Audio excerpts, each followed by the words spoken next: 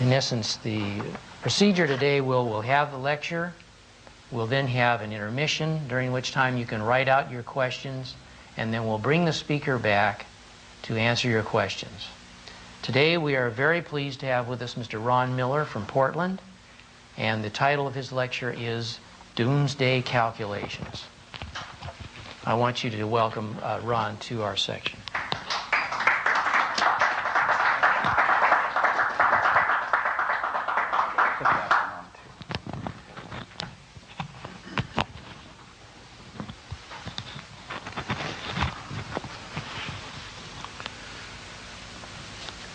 Technocracy put forward two very great ideas some 60 years ago.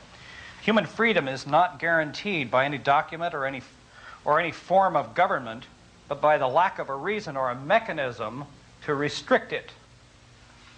The second idea was that economic analysis should be based on physical principles and facts, not on commodity evaluation or money. I'd like to investigate the first of these ideas in some detail and the second in a lot greater detail. Democracy, in the commonly accepted usage of the term, means the right to elect those who govern the society. The question is just, what does this guarantee us? We have in this country 83,000 governmental units, 504,404 elected officials in this government. There is one elected official for every 182 people in this country. What kind of a government doesn't guarantee good government or freedom or justice or any of these other things that are talked about by quite a bit? Politicians are brought in by those, are simply bought by those with enough money. We've watched that happen a lot. I come from Oregon, and here a couple of weeks ago, they had a vote in the state government to pass a law restricting cigarette smoking in areas where young people frequent. It didn't pass. It also seemed that at the same time, some of the newspapers discovered that most of the people in the state legislatures get their money for their electoral campaigns from the cigarette lobbies.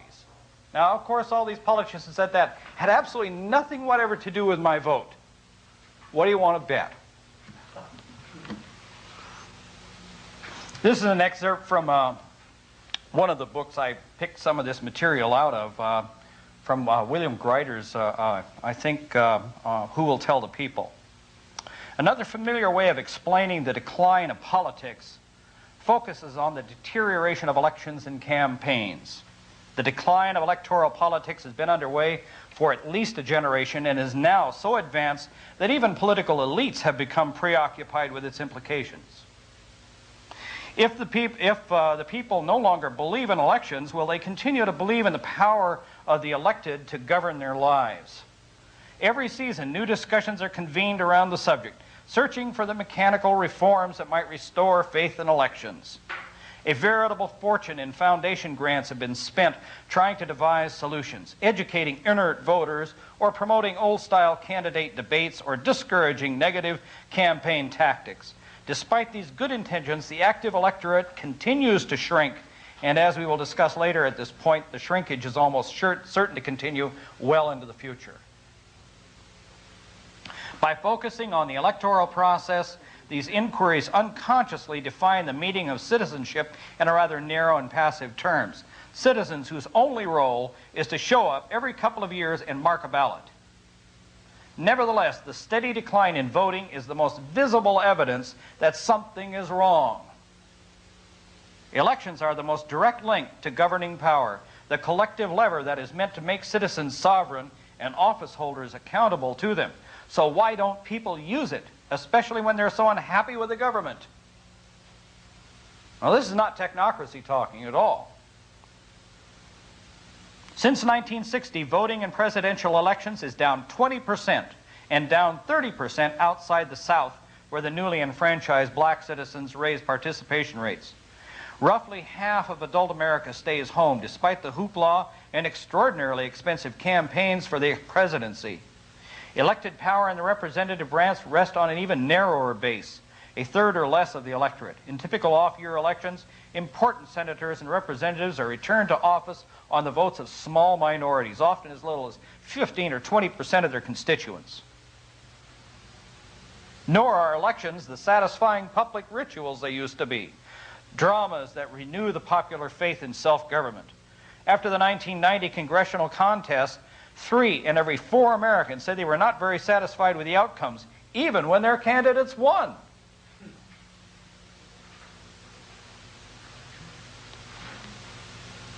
This is not technocracy talking now. This is somebody else. Exactly what kind of government does this really guarantee us anyhow? All of this stuff. Well, again, here's a quote from a book highly recommended by Mr. Bill Clinton. In fact, his recommendation is on the cover of the book if you have to pick it up. It's called Reinventing Government. Homicide is the leading cause of death for black males between the ages of 15 and 34. Since 1986, gunshot wounds to children aged 16 and under have increased by 300% in major urban areas. Deaths from gunshot wounds have soared among black youths, while deaths from other forms of violence have remained level. I think you know something about that probably in the LA area. For every year, American industry produces more than 2 tons of hazardous waste for every man, woman, and child in the nation. Industry could cut this amount in half in 5 years, according to the Congressional Office of Technology Assessment. Yet the Environmental Protection Agency spends 99% of its budget managing pollution, not preventing it. The United States ranks 20th in the world in infant mortality, ahead only of Greece among the industrialized democracies. According to the National Commission to Prevent Infant Mortality, the average hospital cost for low birth weight babies is $500,000, at least 250 times the average cost of medical care during pregnancy.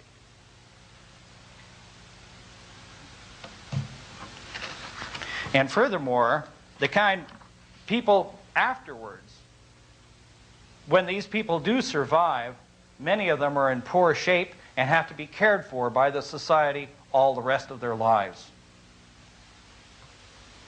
In 1991, the federal debt reached $3.6 trillion, $14,000 for every man, woman, and child in America.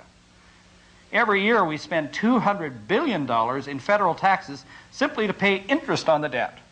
This is exactly what technocracy predicted, 50 years ago? An exponential rise in debt. Exactly what happened. One study, done mostly, I think, here in California, of 68 local governments, found that the cost of services that the governments provide was 30% greater than the budget of the governments.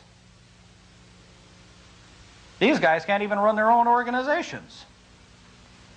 The same group found that only 4% of governments know the direct cost of each service they provide, only 2% know what the total cost of each service they provide, and only 10% know what services they provide.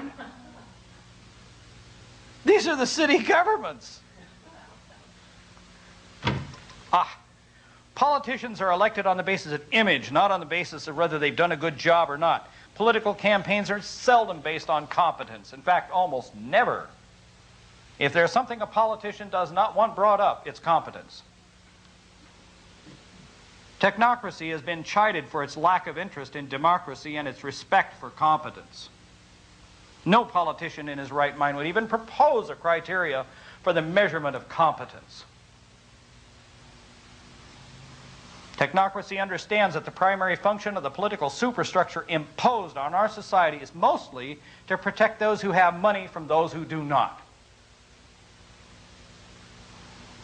Technocracy proposed that the society should be organized to operate the technology that provides us our standard of living for the benefit of all the citizens of the North American continent, no matter who they are. Virtually everyone in the country has some idea that something is drastically wrong with this system, but they're not sure exactly what it is or where it is.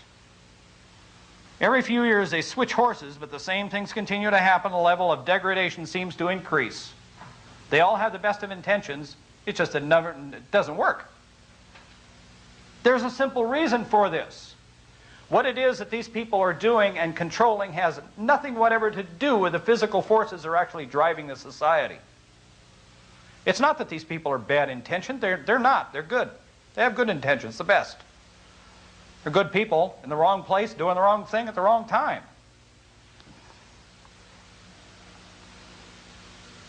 Serious economic analysis, or serious analysis, I'm going to switch horses now, on economics began in the 1930s.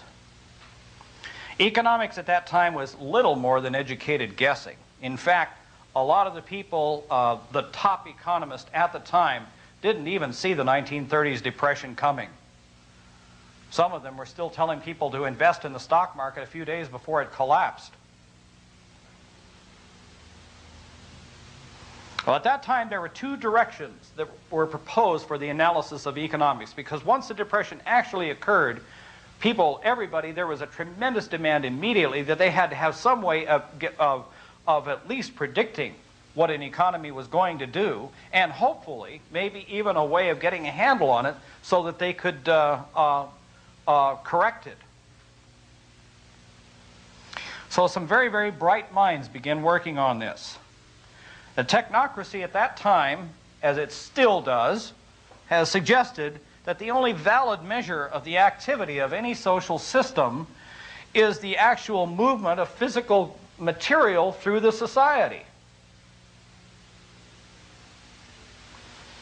However, the people who operate the society are interested in money and not much else.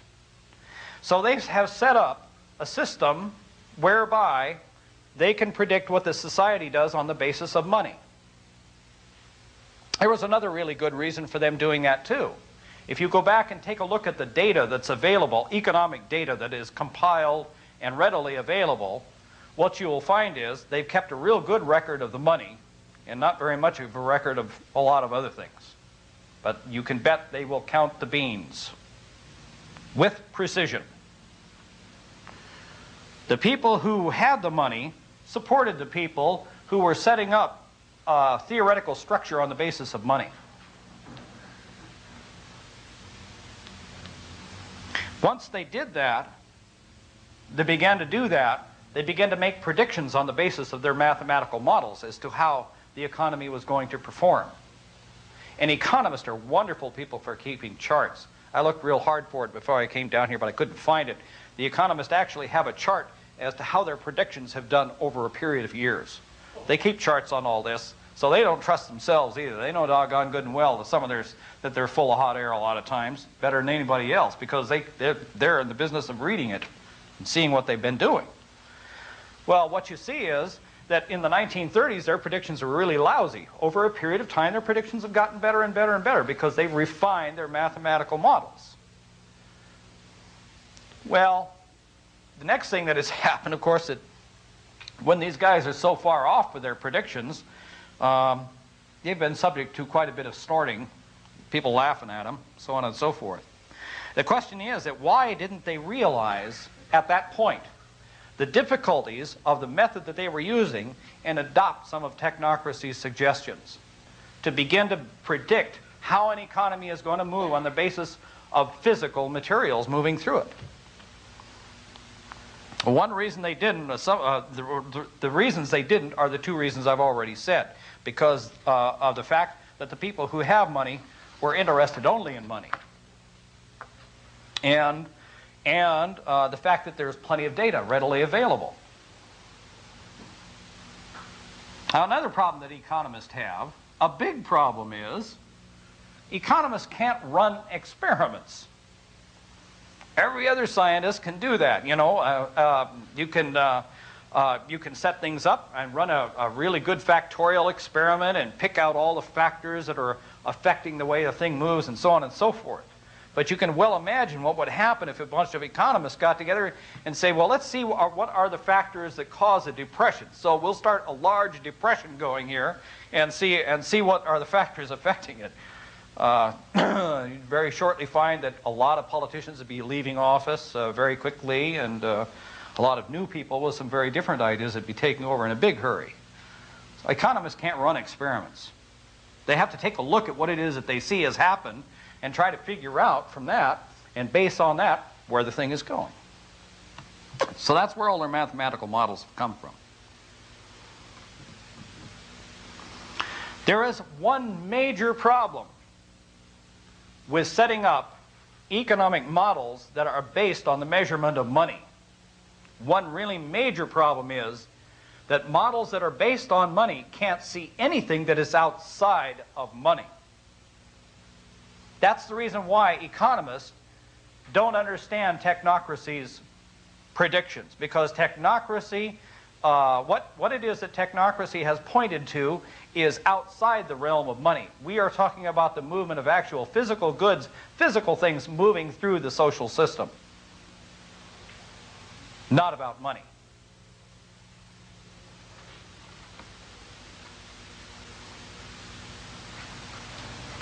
Now, economists themselves know perfectly good and well that economic analysis is blind to a lot of things.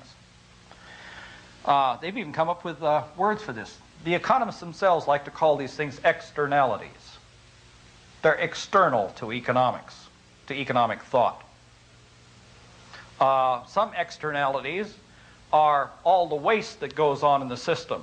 In other words, the economic degradation.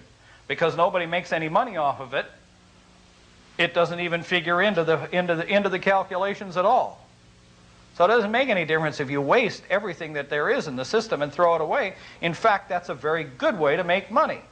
If you can rig whatever product that it is that you want, so the thing degrades so fast that people have to run down and buy another one because the old one's wearing out, you can make a whole lot of money that way. So essentially, the more that you waste, the more money you're making. So our system, this system is set up to generate garbage.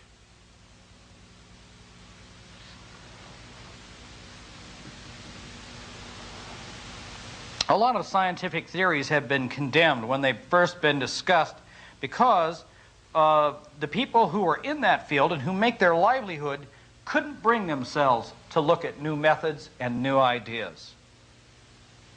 The examples are plenty, are lots of them. One of the ones we were talking about last night was in England. The very first flying jet fighter plane flew in 1932.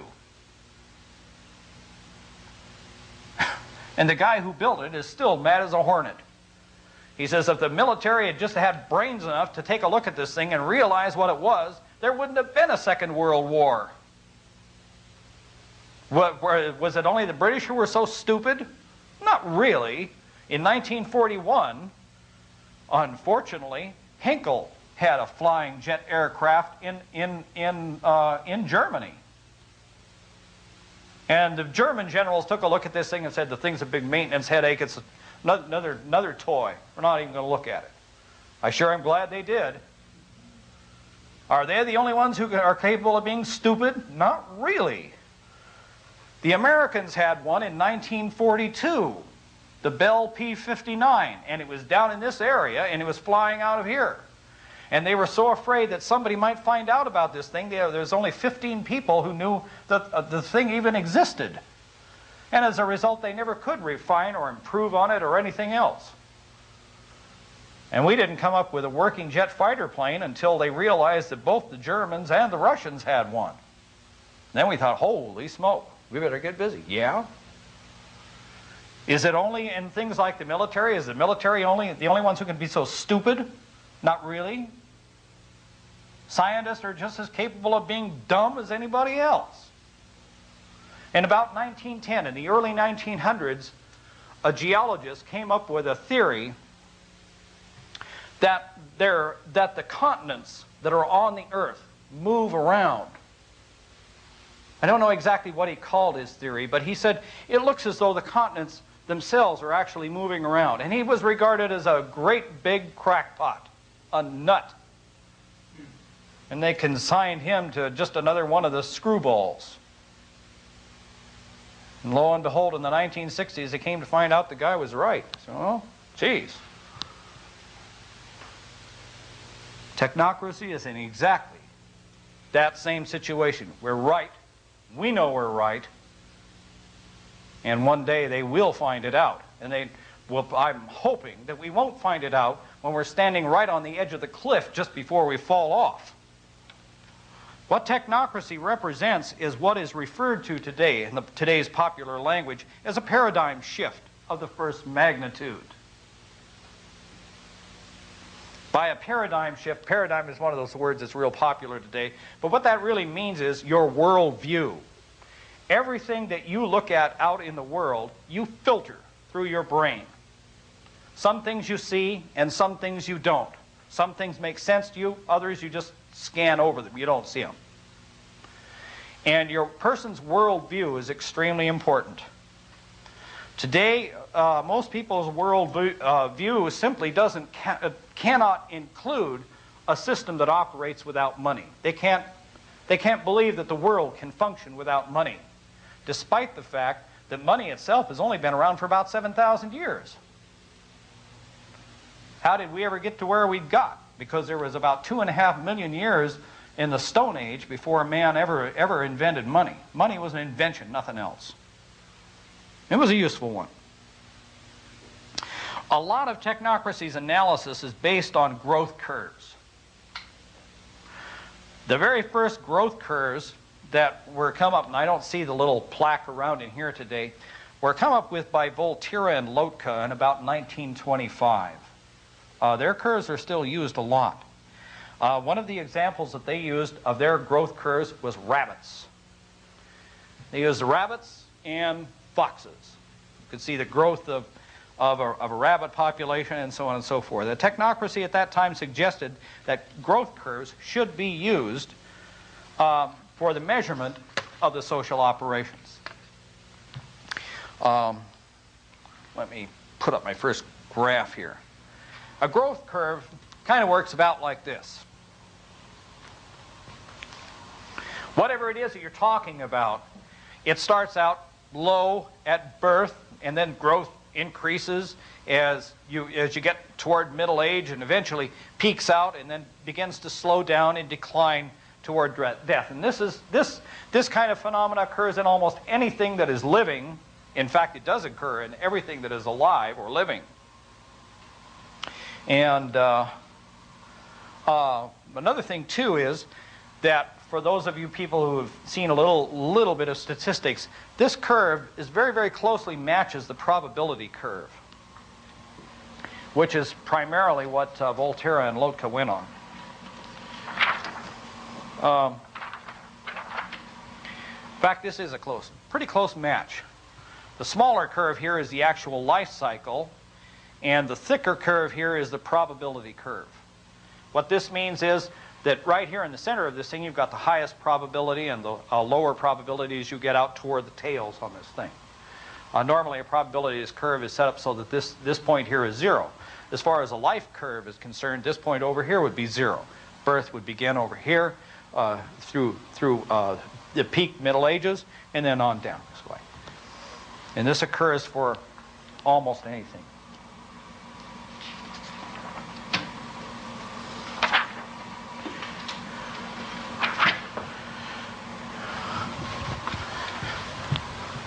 The next thing is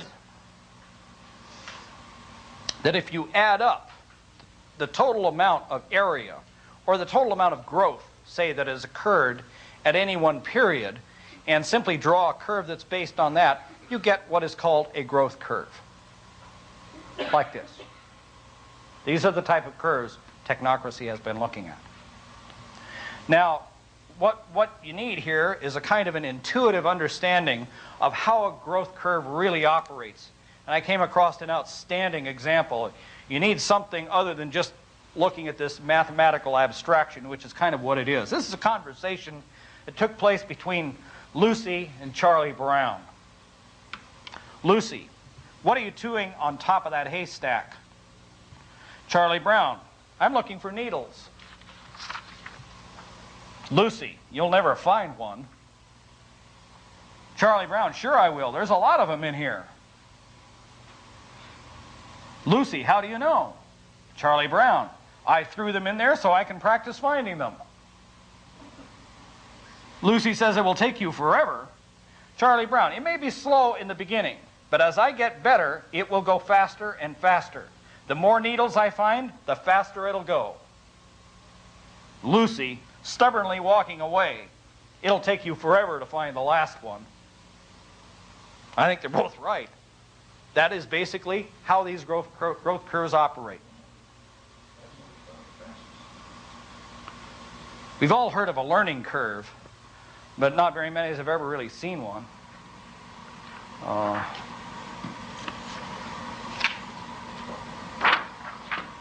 This is a learning curve that has been drawn out by quite a number of people. It's a number of words that a child learns as a function of age, in months in this particular case. This is a learning curve. If you start out to learn something, no matter what it is, you're going to follow this thing. You're going to start out first, you're going to be a little bit lost as to what the heck is going on. You aren't going to know. You're going to be thrashing around a bit, scratching your head, wondering if you've got the right book, wondering if you've got the right teacher, if you're fortunate enough to have one, and finally, slowly but surely, getting your feet wet in some of the basic principles, and then as you do, your learning begins to increase. You're sort of getting the hang of it.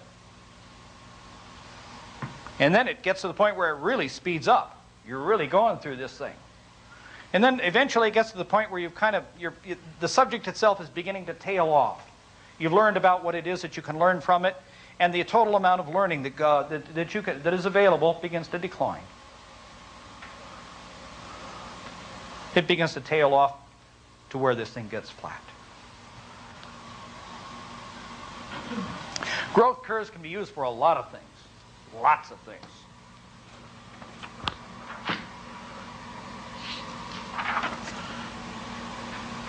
These are two really different growth curves.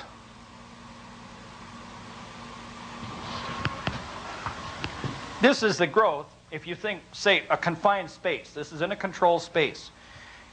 The total increase in the population of fruit flies, if there's nobody around swatting them. You leave them alone, let them go and make sure they got plenty of food. This will be what you will see in a confined space. They'll grow real fast here when things are really going good. They got plenty of food, nobody swatting them, so on and so forth. It'll grow until it gets to the point where it tails off. Why? Because they can't expand anymore. But what is this one down here at the bottom? This is obviously another growth curve, isn't it? In fact, it's a real good one.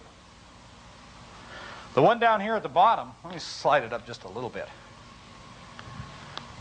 This is actually a growth curve of the number of automobiles in the millions in Italy. What is this thing? It's another growth curve. Looks just like the one up here.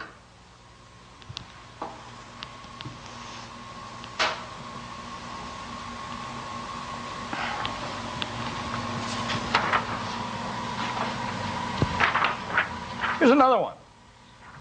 This one's a little bit more modern yet. Yeah, if I can get it all on there. I'm having some trouble doing that. That's okay. Well, what is this? What you can see here is where the total number of whatever this is has continued to increase and then begin to decline. Up here you can see the cumulative growth curve. In other words, the total amount of growth that has actually occurred, and it's begun to tail off a little bit. What this thing really is the sales of VAX 11750 computers in Europe. When the things were brand new, and there weren't very many of them around, people were buying them, but they couldn't buy very many of them because they weren't making so many. The manufacturing caught up, and they really began to take off. Well, what happened is here, they started to get obsolete. Newer computers came along, they're a little bit more modern. So they began to taper off the total number of them for sale. Growth curves can be used for lots.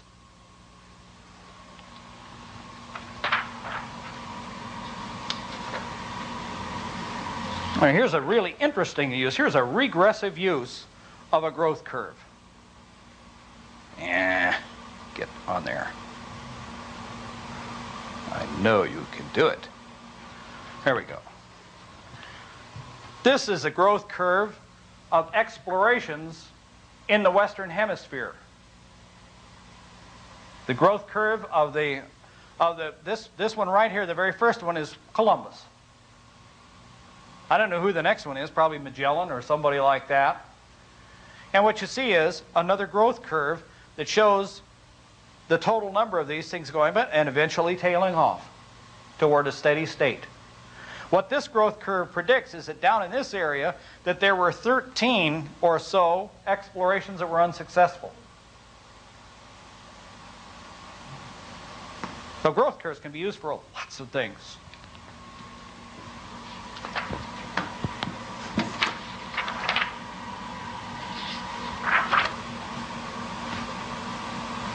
These are growth curves having to do with competing energy sources. This shows the rise, the eventual peaking out about 1900 or a little bit after of coal, and then its continued decline. You can see wood at that point was continuing a steady decline in its use as an energy source. Oil, starting in around back before 1900, is on a continual rise, and it's beginning to peak out. Why? Because we're starting to run out of it. It's getting harder to get. Now, what we see here is a very rapidly rising growth curve for natural gas.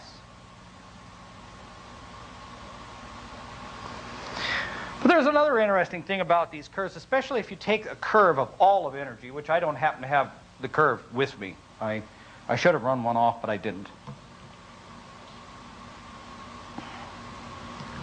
If you take a look at these curves, what you see is an oscillation about the steady curve, the actual mathematically perfectly fit curve that comes through here. See an awful lot of moving up and down above this line, below it, and so on and so forth. You see a lot of wandering around this, the mathematically perfect fit. Well, somebody took a look at some of these variations, especially around the curve of total energy. Say, what in the heck could this mean anyhow? Is there an electronics engineer would refer to this as noise. To him is so much static in the signal, something to be gotten rid of. But a funny thing happens when you start to analyze this noise. You find that the noise itself also has a periodicity to it. It's periodic. It's not just random.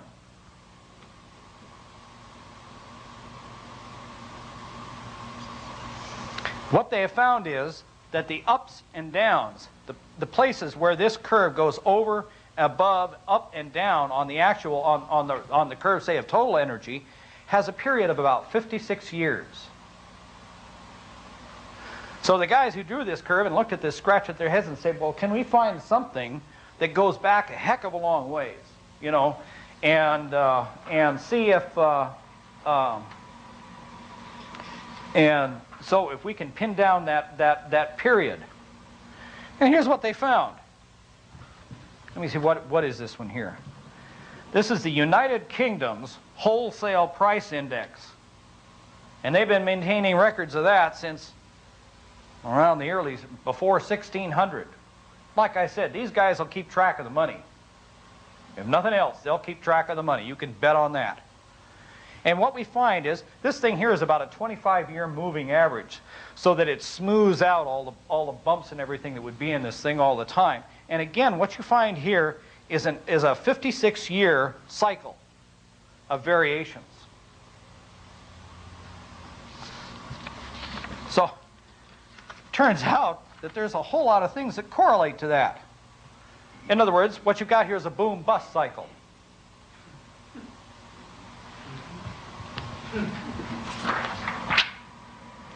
Well, oh, I just did right now. Well, there's a whole lot of things that correlate to that. Really fascinating things. Because if you take that 56-year cycle here and give it a nice smooth thing, you find out a whole bunch of things correlate to that. Here's the homicide rate. Correlates almost exactly to this boom-bust cycle. Well, why wouldn't it? When people are hungry, they're not very happy. And here you have the type of murder weapons themselves that are actually used in murders. The ratio of knives to guns. I suppose that when they're really poor down here, well, let me see here.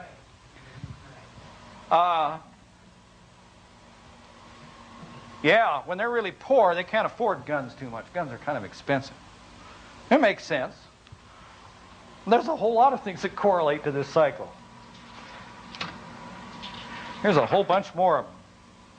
Again, this curve, the upper curve here that they're actually, this is the site, this is energy, this is the actual energy curve, and it's the deviation plus and minus from the overall curve. And what you find is a whole bunch more things that correspond to this thing. Life expectancy corresponds to. Does that make sense? You bet it does. Cirrhosis of the liver. You bet. That peaks out right at the top of the boom cycle. They're so happy they're drinking themselves to death. 1 mile run. The speed that people run the 1 mile run actually correlates to that. And women Nobel laureates. All kinds of things seem to correlate to that. It's really kind of interesting.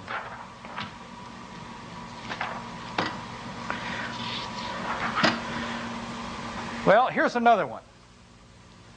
Now, what happens when the government decides that they are going to tell the society to do something, and they decide they're going to interfere with a natural process? In this particular case, this has to do with oil. The U.S. in about the early, and around the early 60s and 70s, so on and so forth, decided that it was too dangerous for the U.S. to be importing large amounts of oil to run its social system. And what they wanted to do was to restrict the total amount of imports actually coming into the country so that we would rely on our own energy sources, because they felt it was dangerous for us to be relying for our energy on foreign sources. So what they did was to pass all kinds of rules and regulations to make it tough to import oil. Of course, what kind of went unmentioned here was that this is also really great for the domestic oil industry. Well, about 1970, it became just impossible to maintain this anymore. They couldn't do it anymore. So what happened was they took the regulations off, and boy, what happened was it took off like a rocket. So then what you have is almost a direct jump function here, followed by a settling curve. Now, this particular growth curve that was put in here it's not mathematically fit to this thing, but it certainly could be. And it was the guy who drew this simply just drew it in here. But there's no reason why you couldn't put a growth curve in there. He simply didn't do it. And I figured I'd better say that.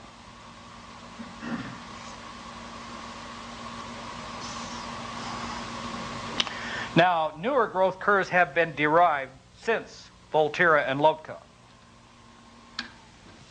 In about 1941, the Pearl curve was derived, which was designed specifically for technology situations. And then at about the same time, I think again, but I don't know the dating on this for sure, the Gompertz curve was also come up with. Now, at this point, it's necessary for me, for the sake of completeness, and to prevent anybody else who might hear what it is that I have to say here from taking this stuff that I'm pointing out here and running in the wrong direction with it. So to do that, I'm just going to have to say a little bit about some of the math involved in some of this. The branch of mathematics that actually works with growth curves and derives them, so on and so forth, is a branch of statistics that is called regression analysis. Now, regression analysis essentially means taking a set of data the way that you've seen it here and then fitting a curve to it, mathematically. The problem with regression analysis is that it is the one branch of statistics that has been more misused than any other branch of statistics. Why? Because it might even be possible, for instance, to actually draw a curve showing a relationship between the winds in May in Los Angeles and the rate of teenage cigarette smoking in North Dakota. Is there any connection between those two? Not a one. But the math doesn't know that. And if you can come up with a set of data points, you can fit a curve to it. Does that mean that there's any connection between these two things? No way. So you want to look real hard. When a statistician says, hey, look at this, you better look, and real close, and use your head when you're doing it.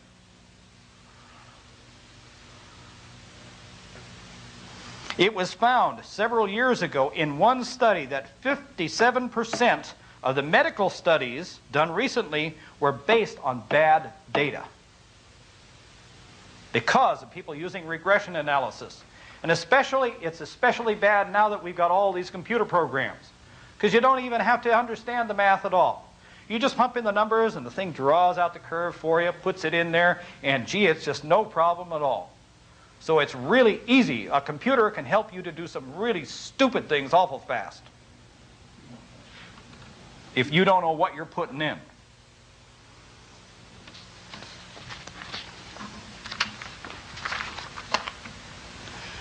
Today, there's an awful lot of those same sort of errors are being made in environmental studies. In particular, I'm not saying that there isn't any danger there, but right now, for instance, one of the more serious abuses of this is involved with the study of power lines, the effect that electric fields have on human health. And it's not that there isn't a danger there or some kind of a problem there, but the studies that have actually been involved in studying that, a lot of them have been making a lot of these same sorts of mistakes. The mathematical process that is used to fit a curve to a series of data points is called least squares. And as assuming that you can read the material, any good statistics book will have a good exposition of it. I'd say you better know something about calculus before you pick up one of those books. Now, you can take a set of data and plot them out just the way you've seen it up here, and you can fit any kind of curve to it you want. You can fit a straight line to it, you can fit a circle to it, you can fit a growth curve to it, you can fit anything you want to it, and the math will just chug it right in there and do it. No problem. The question is the curve that you fit to it the right curve? Growth curves are actually separated into two parts. And I could not find a good example of one here at all, so I sketched up one myself.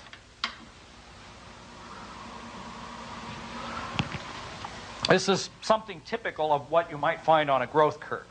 You've got a bunch of data here, like so. You can see all the little points here. And what the mathematics will do is, if you put a growth curve in here to fit to, the mathematics will figure this out so that the distance from the data point to the curve of all these data points, say from this data point down to the curve here, all these distances is at a minimum. That's what it does. That doesn't necessarily mean it's correct. Another thing, too, is that when you actually use regression, the regression curve, a lot of people want to take this and extrapolate it out. Maybe they're right, maybe they're wrong. There's only one place where the curve is actually correct, and that's between the data points, not anywhere outside of it. So you want to be darn careful of that. A growth curve actually consists of two parts. The Pearl curve in particular has the upper part is actually the same as the bottom. It's just turned around. At the center of this point, where this curve stops going up, the first part of this curve is what is referred to as exponential growth. No matter what it is, it's going to stop. After a while, it can't continue to grow like this. This point right here is called the point of inflection. That's where the growth actually begins to slow down, eventually level off. Howard Scott liked to call this the inevitable point of inflection. Why? Because nothing physical can keep on growing like this forever. What exactly is exponential growth? Most people can't even imagine exponential growth. Most people have a tendency to think linearly. In other words, if you added a little bit this year, this thing will keep on building and building and building. You know, you get a little bit more next year, a little bit more next year. Well, this is easy to handle. But exponential growth doesn't work that way. And most of the growth that we're looking at today is exponential growth. What happens? Piece of paper. Just thin piece of paper. If I take this piece of paper and I fold it in half, what have I done? I've doubled the thickness of it. If I fold it in half again, I've doubled that thickness, haven't I? If I double it again, I've doubled the thickness again. Now, suppose you had a bigger piece of paper than what I had here. This is 8.5 by 11 piece of paper. Suppose take a little bit bigger piece of paper, good big one, and you fold it 40 times. In other words, you double its thickness 40 times. How thick do you think that stack of paper will be? Huh? A half inch? Maybe even a foot? No. It is a stack of paper that will reach from here to the moon. You could not fold it 40 times.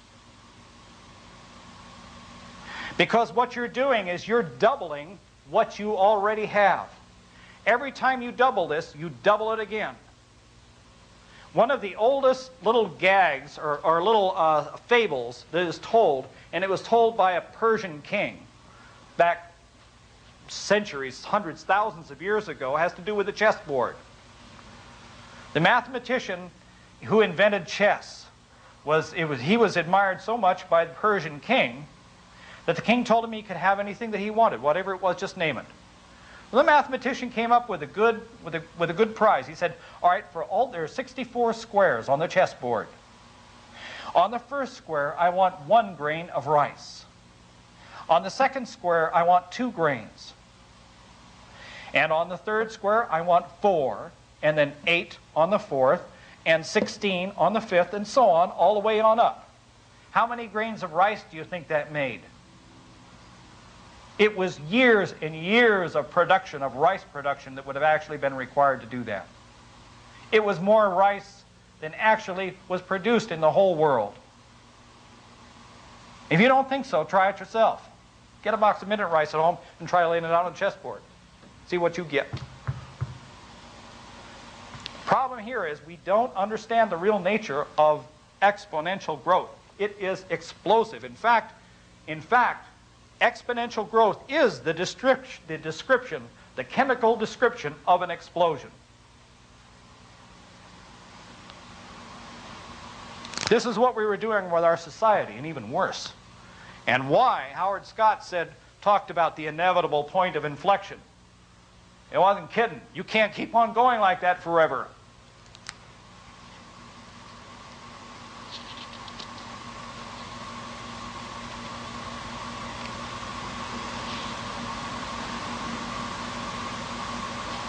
Well, Technocracy put together a set of growth curves.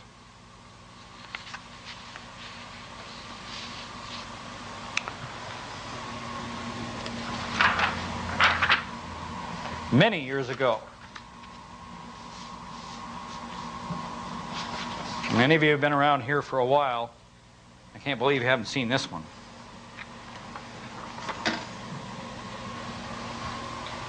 Nice thing about this curve is that you don't really even need any data to support it. If you've been alive during the last few years or so, you know perfectly good and well that what's here is correct.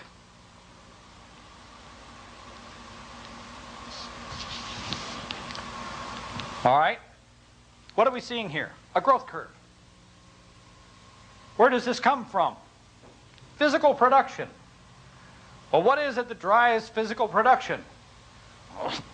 Energy. You put energy into any kind of a productive process, and what happens is you get more and more and more and more of it. Well, what happens here? Why does it stop? Why does it tail out? Because how many cars can a person drive? Some guys can drive a lot. But for the most part, people are going to have, at the very most, even if they got 2 working members in the family, 2, maybe 3, they aren't going to keep around too many more. How many suits of clothes are you going to wear? Well, when it comes to women's shoes, I don't want to say too much. But that seems to be almost infinite. But in any case, in everything that there is, you're going to get this kind of a curve when you begin to apply energy to it. Well, what's the next thing that happens? Well, the next thing that happens is that because you're not applying manpower to this, you're applying energy to it, the total amount of cost of this thing actually begins to drop. This is the man-hours per unit of whatever it is that you're producing. If we had to produce cars today using strictly manpower, nobody would be able to afford one. They'd cost millions. In the newest automobile plants, or some of the newer automobile plants now, the total number of man-hours involved in the production of one car is down to about 9 man-hours. And that's all in the production of one vehicle. And take a look under the hood sometime, and you'll know that is a complicated piece of equipment.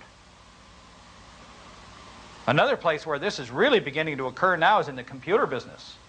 Now is a great time to go out and buy yourself a PC. Why? Because they're automating this thing at a very fast rate of speed, as fast as they can go. Well, what's the next thing that happens here? This is really great for business. It's really terrible for the people who work there. In the first part of this curve, when this curve is going up, the economists like to refer to this as a growth industry. It's like all those rabbits that Voltaire and Lotka like to talk about. You take all these rabbits and you put them into a pristine area with plenty of food to eat and everything else. These rabbits have landed in a virtual Garden of Eden. Boy, are they happy. They multiply totally without limit. Without limit means exponentially. Why shouldn't they? They've got plenty of food, everything, they're just as happy as clams. But what happens eventually? A family of foxes begins to move in, and what they've discovered is a Garden of Eden to them. Lots of rabbits. Well, what happens here? These guys start to tail off.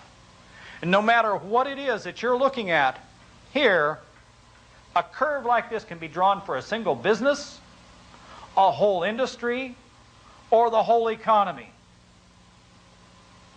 What was the first business in the U.S. that we applied technology to? Our best technology. In the 1930s back here, what was our largest industry? It was agriculture. 70% of our people in 1830 worked on the farms. So that was our largest industry, and that's what we applied our technology to. What happened? Today, these man hours have peaked out, and now it's down here so close to zero you can hardly tell the two apart. It's down to less than 3% and dropping fast, and most of those farmers do not want to leave the farm. They're being kicked out because there's no room for them. There's no room for their produce. Another thing that Technocracy said is that as the total amount of the physical production actually increases, the price will drop towards zero. And if you go back, for instance, and look at the price of wheat today, by comparison with what it was back here in 1830, it's very low. It has dropped steadily from that time on. Now, what's happened in manufacturing? They said, well, we had to go into manufacturing. Boy, there's no jobs left on the farm, so we got to move into manufacturing.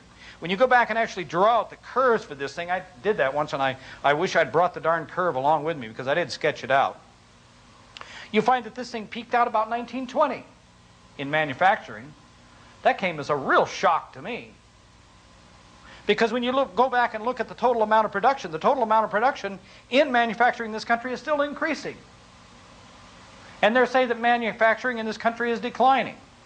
What we're manufacturing isn't declining. The number of people involved in it sure is. And now the economists tell us, they say, well, we're in the information age. This is a service economy, so on and so forth. As though exactly this same collection of trends will not somehow or another apply to that. You can bet that it will.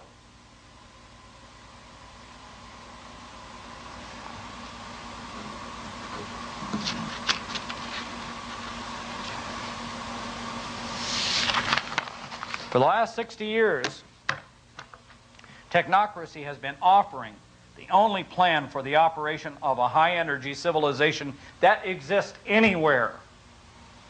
There is no other plan. Believe me, if there was one out there, the technocrats would know about it. In fact, we'd probably be one of the first to know about it.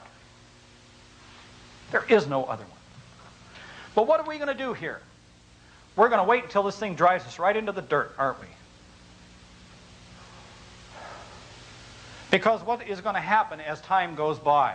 You don't have to do very much looking around here in LA to see what's happening is that we're developing a very large underclass in this country. A very large underclass. And the question is, as that underclass gets larger and larger, how much longer are they going to be willing to be an underclass and sit quietly and take their welfare payments if they're lucky enough to get them? Or find a bridge overpass to live under? Are we going to wait until we're facing a social catastrophe before we begin to do something? And the way technocrats are looking at it right now kind of looks that way. Because we've got two choices. We don't have to go into the kind of a society that technocracy has described at all. We can go into a total economic collapse, which is exactly what is going to happen if you keep on running this way. Now, there are a lot of people in this country, fascism is getting to be real popular in this country right now. If you think you're going to point a gun at this system and make it work better, I don't think so. You're going to find the same collection of problems that all the politicians who are up there now have, well-meaning as they are. And what technocracy is saying, we damn well better get the lead out and get the lead out fast. The way to do that is to know as much as you can about technocracy, be a part of it, join it, do as much as you can to push it. Now. That's why we're here. So with that, I'm pretty much through.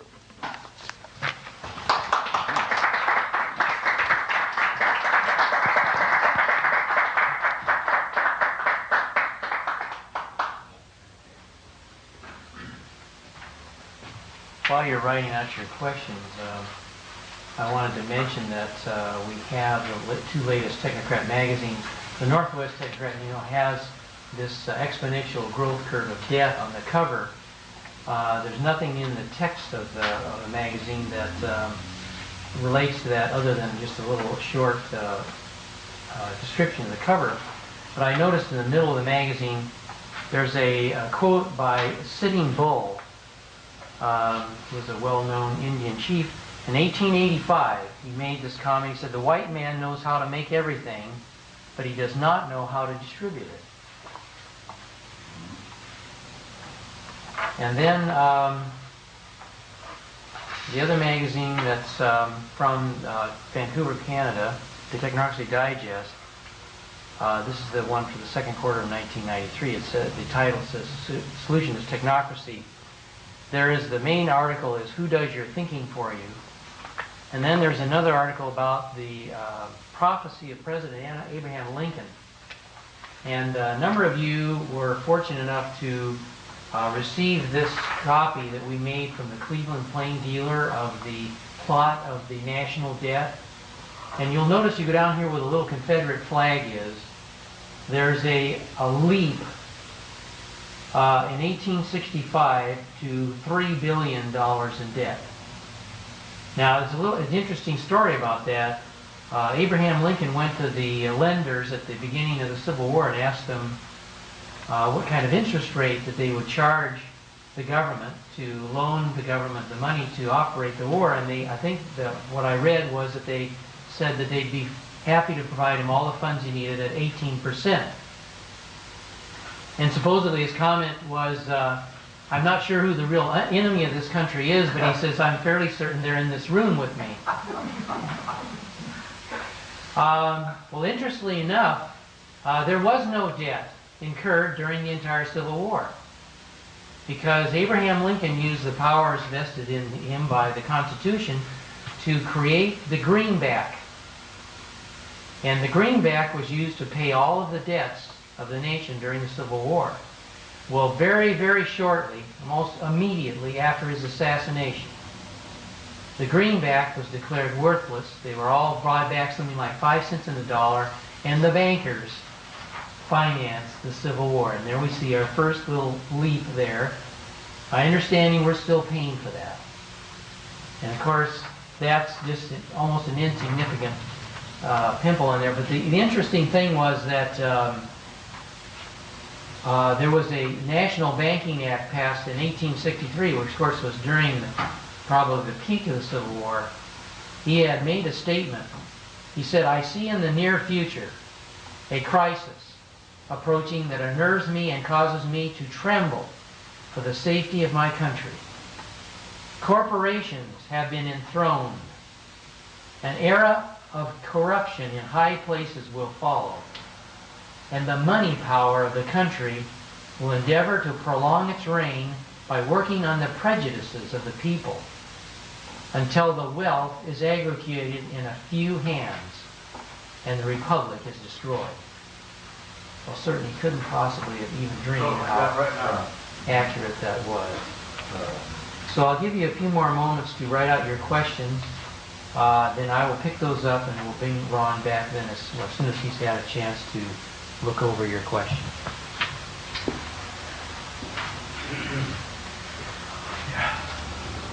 Yeah, I can take first in here. You get going on this.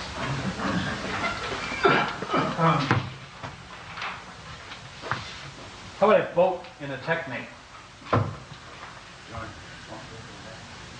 Well, first thing that you want to understand when it comes to the system of government that Technocracy has proposed is that now you'll be living in a completely different environment altogether. What is the purpose or what is the function of government today? Mostly it's to protect the rights of money, to keep people separated from one another so that we don't have the whole country run by a bunch of robber barons, which basically we do anyhow because the bad guys have bought out the good guys and they're running the show from behind the scenes, if not up front. In a technocracy, you would no longer have money. Well, what the heck is money anyhow? It's the control mechanism. How do you round up an army and get it to stand out in front of people and shoot at people maybe who they know who are their neighbors? By paying them a lot. Money is the control mechanism. How do you think that the corporations get as much control as they do and have the amount of control and say that they do over our government? By providing money. Money is the control mechanism. What is it that controls all of our lives, for the most part? What do we do 8 hours a day? We work for money. If money is no longer there, the control mechanism is gone. The only reason anybody, if people have the right to have a living that they desire without any problems, then they can simply go into a store and get what it is that they need. You no longer have any control over them, do you? So what does that require? It requires a government or a governance, put it more accurately, of a completely different order than what we've had before. We don't need a cop standing there telling us, guarding the people who have the money from those who don't. The only reason we need it, the only thing that we really need to do is to operate the machines that are providing us with our standard of living and make sure that they keep running. Make sure that the lights stay on. Make sure that the doors stay open. That's all we need to do. So what you need to do to operate that, you want the most functionally capable people that you can in those positions. Why? For the same reason that the passengers of an airline don't get together before the thing takes off and elect the pilot. I just got done flying on an airplane. I don't care who that guy was up there, as long as he knows what he's doing. I don't care what the color is, I don't care anything about his religion or his politics or anything, so long as he gets me up and down again in one piece. That's all that matters to me. If the electricity stopped running on it, if say the power went out here, how many of you here would know how to go out and start it up again in the substation? Close the breakers and everything else. How many of you would even know who to call? You just hope to God that whoever those guys are, they get there quick and get it done. So what you want is a functional governance. You don't want a bunch of people who are elected. If they put it in front of you, who should be elected to operate the electric system, who would you know to put down? You'd probably make about it as informed a choice as you do right now for the politicians that you elect. And probably with much more disastrous results. So what Technocracy proposed was a functional governance. The people who are in charge of the system now are the ones who you want keeping running the thing. The people who know what they're doing are the people who you want in there. Now, there could be occasions where there are questions, say, of national import that people would have to ask. Well, how would you go about that, for instance? How could that be done? In about the same way that it is right now. Why do you think, for instance, Mr. Bill Clinton hasn't already sent 14 million troops or whatever into Bosnia? Why? Because they took a poll and found out that most people were opposed to it.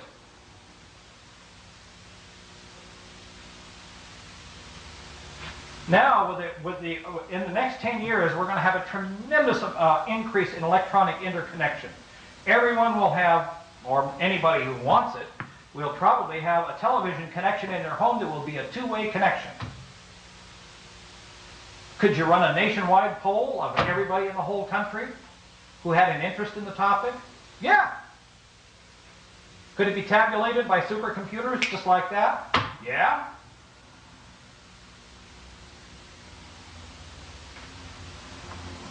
So how would you vote in a technique? A lot better than you do now, and you probably have instant results, and you wouldn't be voting on the things that you don't want to vote on, the things that are required to keep you alive.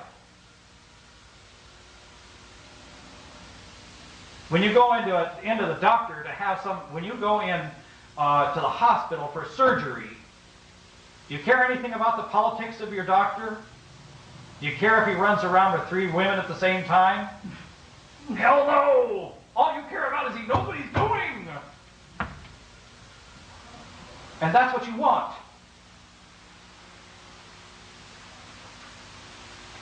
What is the potential that natural gas will not be able to supply the shortfall in oil energy as oil continues to decline?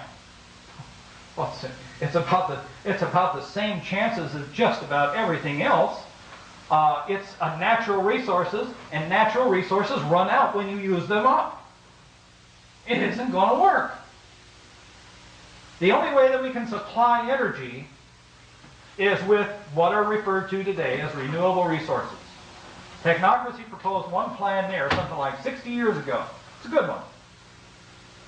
There's plenty of other things. Much to my surprise, wind power now seems to be coming very up. Wind power is roughly comparable in terms of financial cost, in terms of price system money, to about equal to coal. And with the new technologies that are coming up, with the new drivetrain technologies, with adding ailerons to the propellers, and wingtip brakes and stuff like that, it'll go down even lower. It won't supply all the power, but it'll supply quite a bit if you fully develop the resources. Geothermal power out here on the West Coast has tremendous potential. And now, with the new binary technologies, there's absolutely no waste at all that goes into the air. The hot material that comes up out of the ground that actually heats and runs the system, once they've taken the heat out of it, they pump it right straight back into the ground. So there's nothing at all that comes out to the atmosphere, not a thing. There are plenty of others too. Solar technology is coming up very fast. It's got a ways to go yet, but it's getting there.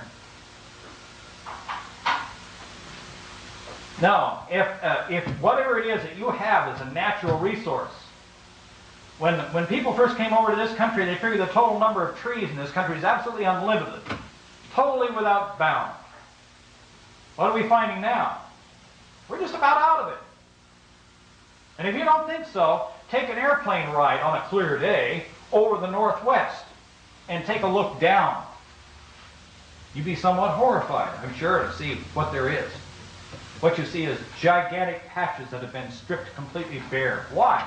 Because we have a technology today that can just absolutely strip it out. The lumber industry has said, oh, the reason why why we're having to lay off so many people is because of spotted owl. And because of all these environmentalists won't let us cut trees. You know what happens when you go back and you actually look at the numbers?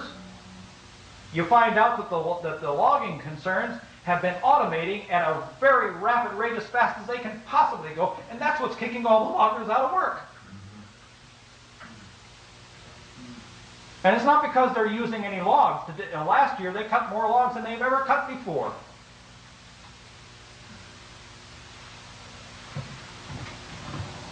How will technocracy get all of the people in power and people with power to agree to give up they're familiar with dollars, power, and control over others in order to try something new and different like technocracy's plan? How do you see the transition occurring? Good question. Well, when you're talking about power, you're talking about people, what good is having power over a madhouse? This is about what these guys have got. How many I have an answer to that. Oh, there are some nuts around, yes. No, you can create, they extract money. I mean, that's the reason. Why else would the politicians? Oh, absolutely. As long as they can keep getting away with it. But when the system literally threatens to crumble under their feet, about the only way you can really make money left in this system is to run drugs. Now, what's going to happen when those curves actually follow out the way I said, when that employment curve, as it continues to drop down and down and down, and there's more and more unemployment and more people unhappy, how long do you think those people are going to be able to sit there? Now, an interesting thing, if you want to go back and take a look, a 3 years ago, I think it was, Fortune magazine every year runs an interview with the top 100 wealthiest people in the country. And it's interesting to go down and read some of those interviews with some of these people. They're not very dumb people, most of them. A lot of them are pretty smart. A lot of them can see, sort of dimly, some of this stuff coming down the road. The fascinating thing to me with some of them, certainly not all of them, with some of them is that rather than being afraid of it, they're fascinated with it. They think that this is really going to be an interesting time to be watching. But a lot of them can see what's coming. They don't know what the heck it is. They don't know what to do about it. But they're interested too. See, there's a problem here. Is not only, unfortunately, we are all in the same boat. It's true that those people are probably on the upper decks, but if the whole damn boat sinks, who cares?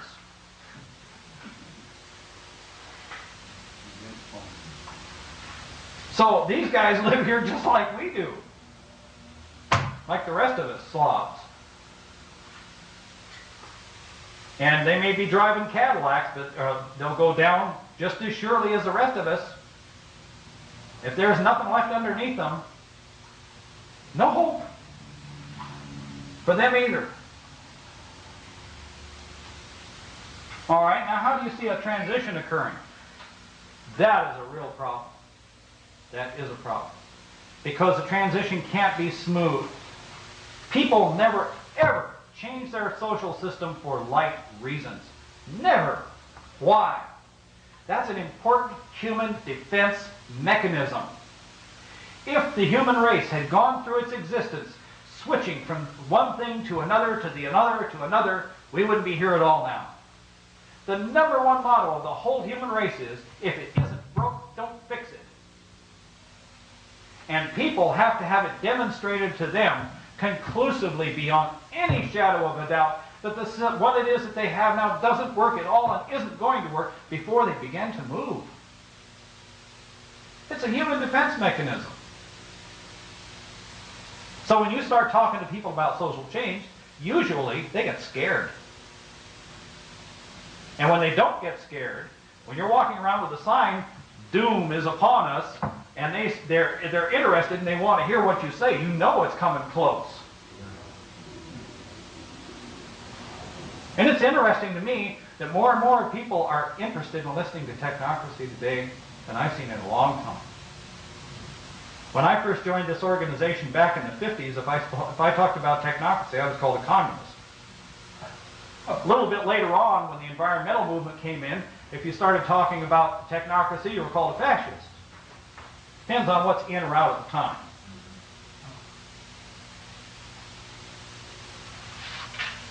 This is going to be difficult, to transition. And we damn well better find a way to do it. Or we're going to be in trouble. I'll tell you right now, the guidelines that Technocracy has put out are the only ones that you can really go by. You're not going to operate this thing with any kind of a socialist system. That showed everybody its true value just recently in the events in Europe, Eastern Europe. And you're not going to operate it with any kind of a fascist system either. You're not going to point guns at the thing and make it work. When you have a factory, when you got a machine that breaks down, if your car falls apart on the freeway, does pointing a gun at it help it? No. You might feel like doing that. Will it help the situation? No. And that is essentially what the fascists have in mind. We're going to make up our own set of social order, with our own set of rules that we know are right and just and true, and we're going to make sure that everybody follows them. If they don't, we're going to kick their tails. Will it work? No.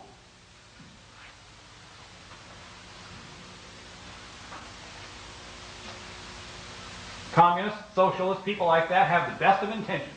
Say, we want to take care of everybody. Their concern is social equity. Now we saw how it come out, how it actually works. What it actually devolves down into, by the time you get down to the root of the thing, is it results in a giant government bureaucracy that freezes up everything.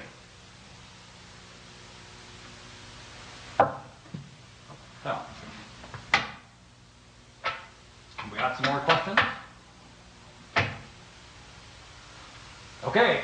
Yeah. My point was building a war chest in the sense that accumulating money based on the extrapolation of the excellent exposition of the curves that you suggested should give you an advantage of accumulating money, since that's the game we're playing now. You accumulate a war chest.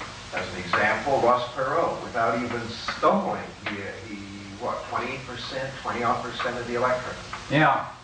Just by suggesting a certain patriotism, a certain concern for the country, a certain antagonism or recognition of the problems and the fact that the establishment is incapable or unwilling to change. Yeah. So it would seem that there is an opportunity for presenting a different absolutely. Option. Absolutely. I agree. On the other hand, there was a lecture given in just recently. It was presented at West Point, and some theoreticians are already speaking about the coup d'etat of 2015. That was the title. So they're already anticipating, as you suggest, a fascist reaction and an authoritarian devolution of the society. Yeah. So that's what we're facing, right? That is what we're facing. But the problem is, no matter what the bent of the speakers, is that this system is running into a wall. To me, it was fascinating, too, to see that somebody like Perot got so many votes. That says a lot of people are really starting to worry, with good reason. I would have loved it if Ross Perot had actually put his actual program into action. Because Ross Perot's main thrust was this enormous national debt that we're looking at. He said, boy, if we don't do something to cut that down, we're all going to go to hell. And he's right. That's what Technocracy has been saying for the last 60 years. So what does he say we should do about it? We ought to stop. We ought to shut down on government expenditures, and we ought to start paying off that debt. You know, Ron, it's an interesting point, because that's the crux of the problem. It may have been more intuitive than I gave him credit for. Because you only have two choices with 60% of the tax is supposed to pay interest on the debt. So that affects everyone. Absolutely. Right? So you only have two choices. You try working it down, which may or may not be possible. Seems unlikely. Very unlikely. You start taking political action to, what is it, Bill? Rescind? What is the correct term? To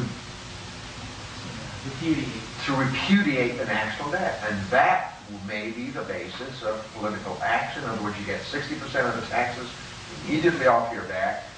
You identify what interests or benefits. In other words, what you're saying there really is you're declaring national... Start the thing rolling is what I'm saying. How do you start it rolling in the direction that you prefer?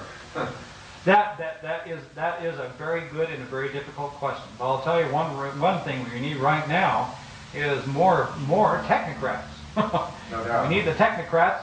We need more technocrats in here who are willing to pick up the ball as those of us who are in the organization and begin to move with it. You need to get people out. Does Ross Perot? Ross Perot has one thing going for it: several $1 billion. That the rest of us, most of us don't have. Just a second, I see back. Perot, I think that quite a few of the economists took and ran Perot's scenario, because Perot actually did produce an economic plan, a printed economic plan. He said what it was he wanted to do. Quite a few economists ran this through their economic models, and the primary result from all of the economic models seemed to be about the same, about 30% unemployment in the country. So technocrats might very well like to see Mr. Perot just get his way, as long, of course, as we're not one of the 30%. But what would be the result of this? That's exactly the same percentage of unemployment you had during the Great Depression in the 1930s. I think it's unavoidable anyway. Yes, it is. In other words, we cannot continue to produce unwanted, unnecessary material. So what these guys are doing is they're trying to walk a tight wire. Well, what is it that Clinton wants to do, for instance? What he wants to do, he says that everything will be okay if we just reorder the way that we're spending government money. Not that we reduce spending or anything else, but we reorder the priorities. We need to put more of it into actual, civilian products and less into the military, because the military is just kind of thrown away, all the time. It's going to amount to the same. I hope he does it. Because one effect it will have, if he does that, it will increase the rate of automation. It will increase and speed up these curves that we've seen up here. That's right. Will be the exact impact of that. So I hope he does it. Now, Howard Scott suggested way back in the 40s that what we ought to really do is to declare war on the entire Pacific Ocean, because his generals could never surrender, and we could just keep on dumping stuff into the ocean for as long as we wanted to keep this system running. Well, what the hell was our defense program anyhow? Every single president who's ever been elected, including Clinton or anybody else you want to look at, what was one of the primary things that they got elected on? Reducing the deficit. How many, every single guy who I've listened to, from Eisenhower on, has talked about reducing the deficit. And what did every single one of them do? They increased it. Why did Reagan get elected president? To reduce the deficit, to stop this damn government spending, and rah, rah, rah. He was going to do it. What did he actually do? During his 8 years, he increased the debt, the national debt, more than all of the previous 39 presidents did. He tripled it. Yes. All by himself. Yeah. Did he do any good? No. He tried to sound real good while he was doing it. There's probably nothing to do about that. Oh, it makes no difference who the hell you put in there. You're going to have the same problem. There is one opportunity, though, Ron, and it is the rollback of the Cold War. That has been a thorn, actually a sword in our back. Oh, yes. For 50 plus years. It's also employed a lot of people. That is a lot of true. big industry, yes. That is true, Right. but how should I put it, unintelligently utilized, or not the best utilized for defense. Yeah. Yeah. Also, the defense industries are the most inefficient. True. They are because of the fact that they run on a cost-plus basis. And so a lot of it's very well known that a lot of their actual manufacturing processes are very archaic, back in the 40s and so on and so forth. So I'm rather interested to see them closing down a lot of the defense industries, because the more inefficient you are, the more people you need to employ. As you become more efficient, and as they begin to move into civilian uses, what are the areas that they're going to move into? They're going to move into telecommunications, connecting people up so that you can have instant communications with somebody who is very far away, so that you can get in touch with an expert. Right now, if you want to, you can put a modem in your computer. My wife's carrying a little computer that I brought from work. It's only about so big. It's a powerful piece of equipment. It's got a modem already built into it. I can plug it into something like CompuServe and talk to people from all over the world about any particular subject that I want to. Now, suppose that happens to be a subject in my work. Why, holy smoke, it's like having the very best consultants from all over the world that you can talk to, like that. Now, what else are they going to put it into? Robotics, maybe, huh? What is going to be the result of all of this? Yeah, exactly. What about engineering? Now, engineering. Now, I'm an engineer. All right. So how can you possibly automate something like engineering? That takes a guy to sit down on a piece of paper where there's nothing, and looks at a problem, who writes down, who comes up with a solution, does the calculations, and produces the drawings and everything, takes it out to the shop, has the shop build it, see if the stupid thing actually works. How can you possibly automate something like that? Well, you've got finite element programs now, where you can simply plug in the numbers and see exactly what that thing will do in advance. And then when you get done with that, and you've got the thing actually to the point where you know exactly all the stresses and everything, and exactly how the thing is going to work, then you can go to a computer automated drafting system and draw the whole thing up.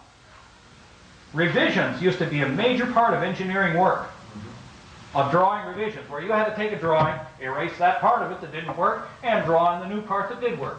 Well, on computer automated drafting, it can be done just like that. There is one outfit now, just one little example I want to give here. One outfit that makes, I don't even know what the heck it is that they make. They're small parts. It used to take, when a customer came, all these things are more or less specially built. They don't build very many of them for any one customer, but they all have to be designed specially for a particular customer and for his application. It used to take this company about 30 days to turn something around.